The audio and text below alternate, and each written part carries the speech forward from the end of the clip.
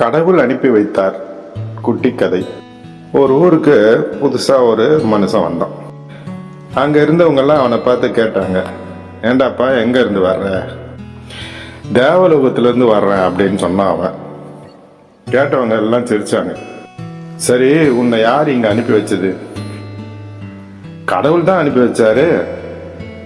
கேட்டவர்களுக்கு மேலும் சிரிப்பு. புத்தி சரியில்லாதவன் என்று புரிஞ்சுக்கிட்டாங்க அவங்க. அப்படின்னு அவங்க புரிஞ்சுக்கிட்டு அவனை ஒரு கோயிலுக்கு கூட்டிட்டு போனாங்க. அது எந்த கோயில் அப்படின்னா, புத்தி பாதிச்சவங்க, அதாவது மனநலம் பாதிக்கப்பட்டவங்கள தெளிய வைக்கிற கோயில் அது. அங்க இருந்த கல்லு தூணுல அவனை கட்டி போட்டுட்டாங்க. இப்போ அவன் சிரிச்சான். ஏன்டா சிரிக்கிற அப்படின்னு கேட்டாங்க. என்னை அனுப்பி வைக்கிறப்போ கடவுள் சொன்னாரு, இப்படியெல்லாம் நடக்கும் என்று.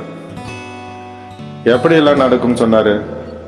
உன்னை கட்டி போடுவாங்க, கை கொட்டி சிரிப்பாங்க என்று சொன்னார். அவர் சொன்னபடியே நடக்குது. ஆக அதனால நான் அவருடைய தூதன் என்பதற்கு இதை விட வேற என்ன சாட்சி வேணும் என்று கேட்டார். இப்போ மக்கள் யோசிக்க ஆரம்பிச்சிட்டாங்க.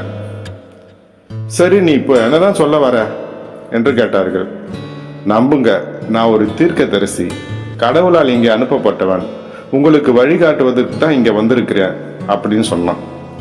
இப்போ இன்னொரு சிரிப்பு சத்தம் இவனை விட பலமா கேட்டது. அந்த சத்தம் எங்க இருந்து வந்தது அப்படின்னு சொல்லி இந்த மனுஷன் தேடி பார்க்கறான். அவனுக்கு பின்னால அதே மண்டபத்துல தான் இன்னொரு கல் தூண்ல ஒரு மனுஷனை கட்டி வச்சிருந்தாங்க. நீ ஏன்டா சிரிக்கிற அப்படின்னு கேட்டான் இவன். நீ பொய் சொல்ற, அதனாலதான் நான் சிரிக்கிறேன் அப்படின்னா அவன். எது பொய்? கடவுள் உன்னை அனுப்பி வச்சா சொன்னியே, அது பொய். சரி, அது எப்படி உனக்கு தெரியும்? நான் தான் உன்னை அனுப்பி வைக்கவே இல்லையே அப்படின்னா அவன். இப்போ இவனுக்கு அதிர்ச்சி. அப்போ அவன் சொல்றான், பரிதாபமா சொல்றான் ரொம்ப. நான் தான் கடவுள்னு சொல்லிக்கிட்டு இங்க வந்தேன், 1 மாசமா என்னை கட்டி போட்டு வச்சிருக்கிறாங்க அப்படின்னா அவன். நண்பர்களே, நானே கடவுளின் தூதன் என்கிறார்கள் சிலர், நானே கடவுள் என்கிறார்கள் ஒரு சிலர். உண்மையான கடவுள் எங்கேதான் இருக்கிறார்? இதை நாம் தான் நம்முடைய அனுபவத்தில் தெரிந்து கொள்ள வேண்டும்.